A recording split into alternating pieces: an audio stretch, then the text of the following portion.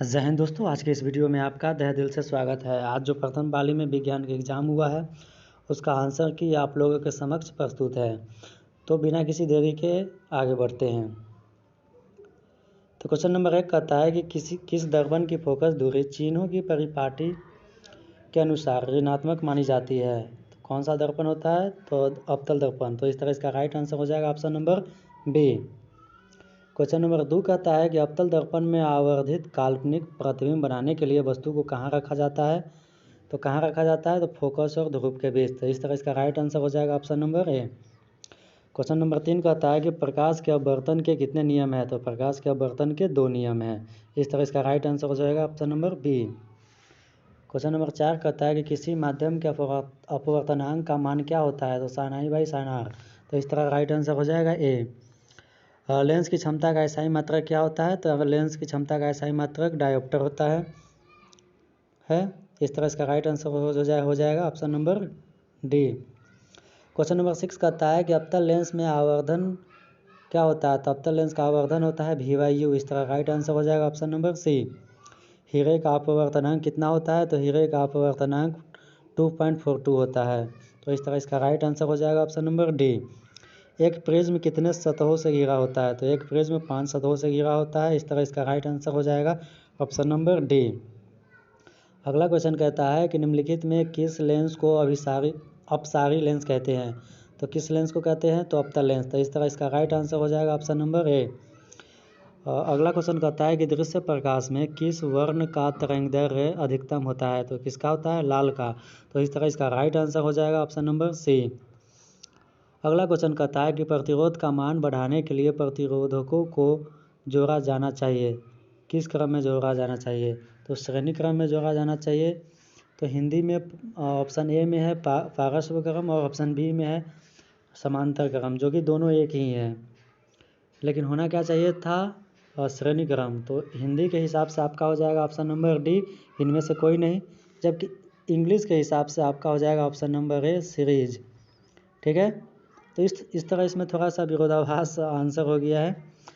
कोई दिक्कत नहीं है, वो बोर्ड आपको देख लेगी। अगला क्वेश्चन कहता है कि किस उपकरण में धन और ऋण आवेश का चिन्ह नहीं होता है।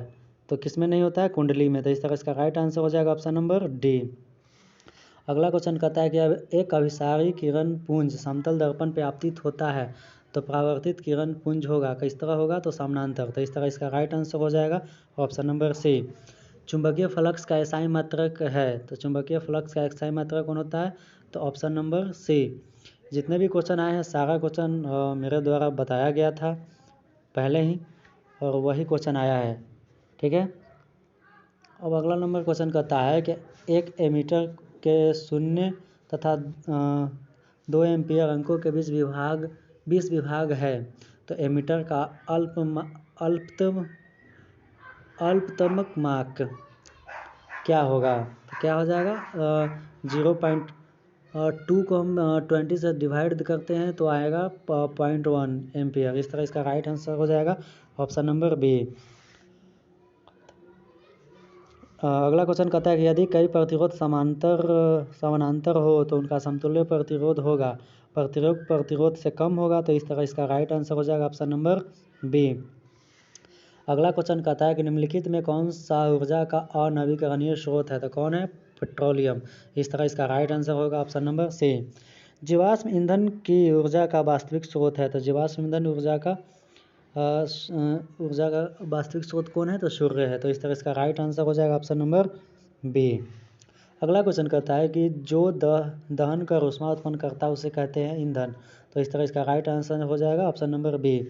यूरो 2 का संबंध किससे है? वायु प्रदूषण से है। तो इस तरह इसका राइट आंसर हो जाएगा ऑप्शन नंबर ए। अगला क्वेश्चन कहता है कि श्वेत प्रकाश में वर्ण विक्षेपण उत्पन्न करता है कौन करता है? प्रिज्म। तो इस तरह इसका राइट आंसर हो जाएगा ऑप्शन नंबर डी। अगला क्वेश्चन है कि सौर ऊर्जा को सीधे विद्युत ऊर्जा में बदलने वाली युक्ति को कहते हैं सौर सेल। तो इस तरह इसका राइट आंसर होगा ऑप्शन नंबर सी। निम्नलिखित में कौन परवल क्षारक है? तो NaOH है। तो इस तरह इसका राइट आंसर हो जाएगा ऑप्शन नंबर ए। अगला क्वेश्चन कहता है कि शुष्क बर्फ का रासायनिक सूत्र क्या है? तो CO2 के ठोस रूप को ही क्या कहते हैं? शुष्क बर्फ। तो इस तरह इसका राइट आंसर हो जाएगा ऑप्शन नंबर बी। पोटेशियम की परमाणु संख्या 19 है, तो इसकी संयोजकता क्या होगा? तो इसकी संयोजकता 1 होता है, तो इस तरह इसका राइट आंसर होगा ऑप्शन नंबर 1। अगला क्वेश्चन कहता है कि एल्केन का सामान्य सूत्र क्या होता है? तो CnH2n+2 होता है, तो इस तरह इसका राइट आंसर होगा बी। फ्लोरीन की परमाणु संख्या कितना होता है? तो फ्लोरीन की परमाणु संख्या 9 होता है, तो इस तरह इसका राइट आंसर होगा ए। तो कोई विलयन लाल लिटमस पत्र को नीला कर दे तो इस विलयन का pH मान कितना होता है? तो लाल को नीला कर दे तो इसका मतलब है कि वो विलयन क्षार होगा, तो इस तरह इसका pH मान कितना होगा?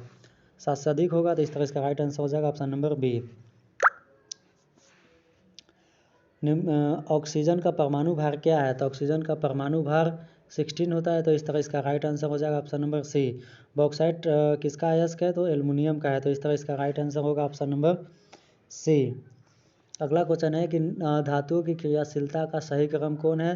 तो सबसे पहले सोडियम, मैग्नीशियम और जिंक, उसके बाद कॉपर, तो इस तरह इसका राइट आंसर हो जाएगा ऑप्शन नंबर डी। ये एक रिएक्शन दिया हुआ है, किस तरह का रिएक्शन है? यहाँ पे देख पा रहे हैं कि आयरन का लोहा का विस्थापन हो रहा है, तो इस तरह इसका ऑप्शन हो जाएगा विस्थापन, और इस तरह इसका राइट आंसर होगा ऑप्शन नंबर सी। अगला क्वेश्चन कहता है कि अभिक्रिया जिसमें आयनों का आदान प्रदान होता है, कौन सा रिएक्शन होता है? द्विविस्थापन, तो इस तरह इसका राइट आंसर होता है ऑप्शन नंबर बी। निम्नलिखित में कौन समीकरण संतुलित नहीं है? तो सारे ऑप्शन देखने से पता चलता है कि ऑप्शन नंबर डी क्या है? असंतुलित है। ठीक है, किसी भी उदासीन विलयन का pH मान कितना होता है? तो 7 होता है, तो इस तरह इसका राइट आंसर होगा ऑप्शन नंबर सी। निम्नलिखित में से प्राकृतिक सूचक कौन है? तो प्राकृतिक सूचक हल्दी है, तो इस तरह इसका राइट आंसर होगा बी। धोबिया सोडा का रासायनिक सूत्र क्या होता है? तो Na2CO3 × 10H2O, इस तरह इसका राइट आंसर होगा ऑप्शन नंबर सी। निम्नांकित में कौन विजातीय यौगिक है? तो निम्नांकित में कौन है? तो यह खरिया है, तो इस तरह इसका राइट आंसर हो जाएगा ऑप्शन नंबर ए। सबसे कठोर प्राकृतिक पदार्थ कौन है? हीरा है, इस तरह राइट आंसर हो जाएगा डी। निम्नलिखित में कौन सा लाल लिटमस पत्र को नीला कर देता है? कौन करेगा? तो हाइड्रोक्साइड आयरन, तो इस तरह इसका राइट आंसर होगा ऑप्शन नंबर बी। कहता है कि COCl2 का प्रचलित नाम क्या है? तो विरंजक चूर्ण, तो इस तरह इसका राइट आंसर होगा सी।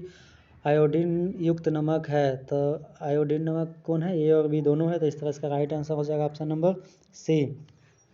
मिश्र धातु जिसमें 90% कॉपर और 10% टीन है, तो उसका नाम क्या होगा? तो कांसा, तो इस तरह इसका राइट आंसर हो जाएगा डी। ऑक्सीजन गैस के एक अणु के 2 परमाणुओं के बीच कितने अबंध हो देते हैं? अबंध पाए जाते हैं, तो 2, तो इस तरह इसका राइट आंसर हो जाएगा ऑप्शन नंबर बी।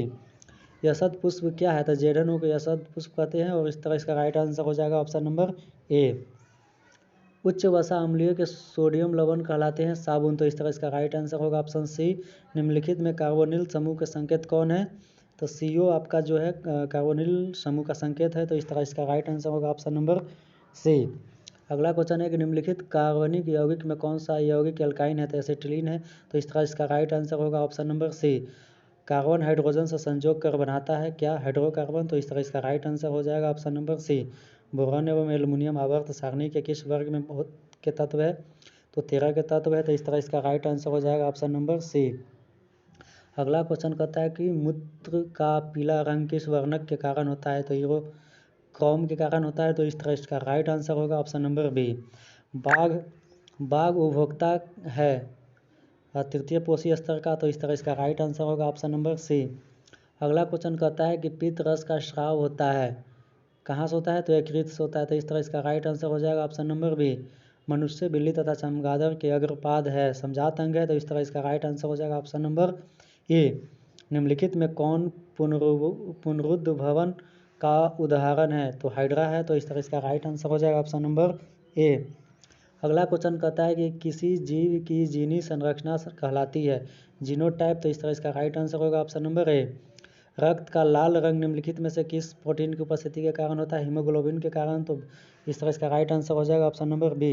अगला क्वेश्चन है कि क्लोरोफिल वर्णक का रंग होता है कैसा? तो हरा होता है, तो इस तरह इसका ऑप्शन होगा डी। दांत का कठोरतम भाग क्या होता है? इनामेल, तो इस तरह इसका ऑप्शन होगा बी। थायरॉक्सिन हार्मोन के संश्लेषण में किसका होना आवश्यक है? तो आयोडीन का, तो इस तरह इसका राइट आंसर होगा ऑप्शन नंबर बी। अब घटक का उदाहरण कौन है? तो कवक है, तो इस तरह इसका राइट आंसर हो जाएगा ऑप्शन नंबर बी।